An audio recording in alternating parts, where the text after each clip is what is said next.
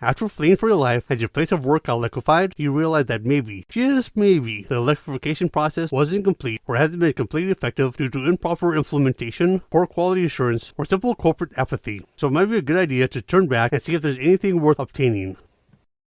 Greetings and welcome back to Checkpoint Gaming Gaslands Legacy. For this episode, we'll be going over chapters 1 and 2. With Chapter 1, Pink Slip, after each player has created their respective team, they're to play the express delivery scenario found in the core rulebook, but with the addition of the corrosive pool special rule. At the beginning of the chapter, read the following section aloud, and at the end of the chapter, read through the post-game section.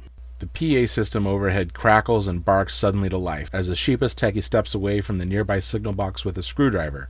Begins in 4 minutes. Message repeats. Dear valued employees, as you have no doubt read in the minutes of the annual shareholders meeting, and in accordance with our stated 2021 mission, Rutherford Inc. are proud to report Mars side production has now exceeded targets for all priority supply chains. The board are delighted to announce this represents the completion of Project Remus, 16 months ahead of schedule. It is with sincere gratitude that we thank you for your contributions and with deep regret that we announce the closure of all Earthside manufacturing and logistics facilities with immediate effect. Automated decommissioning begins in 3 minutes. Message repeats. You realize that you and everyone else that works in this refinery compound have less than 5 minutes to find a way out. The nanorobots that are scheduled to disassemble this facility into raw materials are supposed to ignore organic matter, but you don't want to stick around to put their safety protocols to the test. You can't reach your own car in time. You'll just have to grab the nearest set of wheels and try to get the hell out of there. With corrosive pools, when setting up the table for this given chapter, the players will take turns placing corrosive pools upon the play area. This placement process will continue until there are 3 corrosive pools found upon the play area. With these corrosive pools, they should be represented by an item that represents a goopy or swampy piece of scenery and is roughly medium length across. This also counts as treacherous terrain. The first time during this chapter that each of the vehicle's movement template for final position overlaps any of the corrosive pools, the vehicle is to be noted as got goo on it. With Pink Slip's host game, it consists of the following components. First, if a vehicle wrecks 1 more times during the chapter or gets disqualified, it receives 1 corrosion. Second, if a vehicle is noted as got goo on it, then mark 1 corrosion on it, followed by removing the it got goo on it note.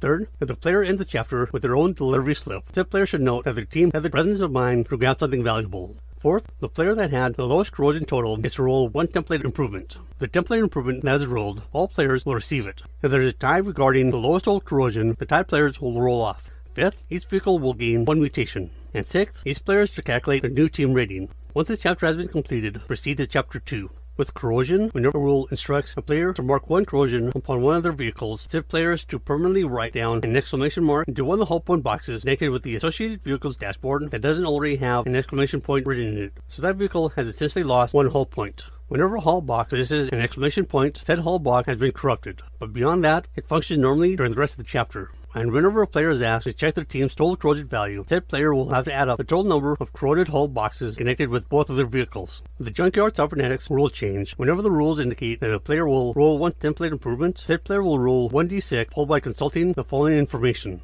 On a roll of 1, select one of the templates connected to the player's team and permanently cross out one of the listed hazard icons associated with any of the permitted gears. On a roll of 2 or 3, select one of the templates connected to the player's team and permanently add 1 shift icon to any of the permitted gears. On a roll of 4 or 5, select one of the templates connected to the player's team and permanently add 1 new gear onto it to be permitted upon the selected template. Finally, on a roll of 6, select one of the templates connected to the player's team and permanently add, and maybe even cut out, a new slide exit point anywhere upon the selected template that is found upon the outer edge of the selected template. Regarding the new slide exit point that can be granted by the template improvement rule, 2 new rules are to be applied during this given campaign. The first new rule is that if a new slide exit point is added to one of the short edges of a given template, then a player who is controlling the active vehicle will have to choose which direction the vehicle will face at the end of the slide when said vehicle engages in slide action upon the new slide exit point. This is no different than a vehicle using a slide exit point found upon a straight template in the core game. The second new rule is that vehicles cannot place a template that has a slide exit point touching the starting position. With the nanobots mutation rule change, whenever the rules tell the player to gain a mutation, they bring the vehicle up within the Gaslands Legacy website and click the Gain Mutation button. During the course of the campaign, players may choose to convert their car model in between chapters as said vehicle gains mutations. And once the vehicle has gained 1 or more mutations, it would be a good idea to bookmark the resulting vehicle link for use in future games. This is because this link now reflects all of the vehicle's unlocked mutations, and as long as the player enters the same vehicle name, they can just put in the same vehicle name and type into the website where it should pull up the same stats. This is due to the fact that the given information isn't random. When gaining a mutation that says gain 1 weapon or gain 1 upgrade, said vehicle will gain any listed item for the respective grouping or to any noted cost. It will also ignore any and all of the normal restrictions associated with said weapon or upgrade. Players will also find that nano mutations that will add weapons to the vehicle will also increase said vehicle's crew value as well. The reasoning behind this is left up to the imagination of the player. When mutations increase the vehicle's crew value, instead of it counting as an extra crew member upgrade, they have the possibility of increasing the vehicle's crew value to that of any value. And yes, the standard handgun attack with these new crew members can still be made. And if the game mutation adds a weapon, upgrade, or perk to the vehicle, then the vehicle's rating will have to be increased by the cost measured in cans for said weapon, upgrade, or perk can cost. If the mutation increases the vehicle's hull value, then the player will have to increase the vehicle's rating by 2 cans for each hull point added. If the mutation adds or unlocks something that is other than a weapon, upgrade, perk, or hull value increase, then the vehicle's rating is to be increased by 3 points for said mutation. With the team handicap rule change, before starting each of the chapters, each player should compare their current team rating against the player who possesses the highest team rating. If a difference in rating exists, then the player with the lower team rating will begin the game with one of these bonuses based upon the difference. If the difference is that of 0 through 5, then no bonus is to be granted. If the difference is that of 6 through 10, then 1 audience vote is to be granted. If the difference is that of 11 through 15, then 2 audience votes are to be granted. If the difference is that of 16 through 20, then 3 audience votes are to be granted. If the difference is that of 21 or greater, then each vehicle found on that team will gain 1 mutation. After granting each vehicle a new mutation, this team is to calculate its team rating followed by checking this table again. With the turret mounting rule change, the wording and cost when it comes to that of the turret mounting upgrade doesn't work when it comes to Gaslands Legacy. Because of this, the turret mounting upgrade has to be changed in the following manner. When adding this upgrade to the vehicle, select a weapon that is going to be attached to the vehicle at twice the base cost. The selected weapon will then gain a 360-degree arc of fire.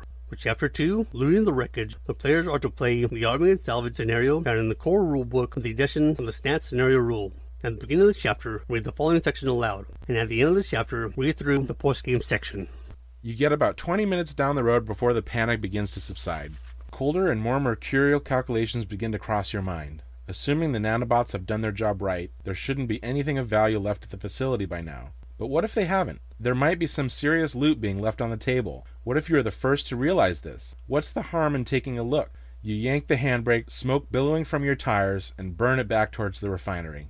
The refinery site is a nightmarish swamp of bubbling slag and the twisted, half-digested bones of industrial equipment.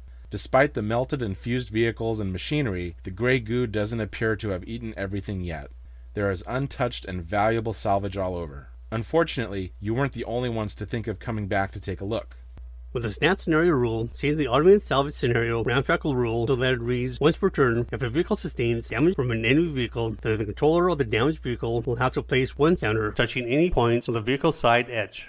The scenario's in-game condition is also to be changed so that it reads, the game will end when 1. There's only 1 player possessing a vehicle in play at the end of any given round, or 2. After 3 rounds have elapsed, whichever comes first. With Looting the Wreckage post-game, it consists of the following components. First, if a vehicle doesn't scrapper during the chapter, then 1 corrosion will be marked upon it. Second, the player who has the lowest total corrosion will roll 1 template improvement, with all players gaining that rolled template improvement. And if there's a tie for the lowest total corrosion level, then a roll-off is to occur. Third, each vehicle will gain 1 mutation.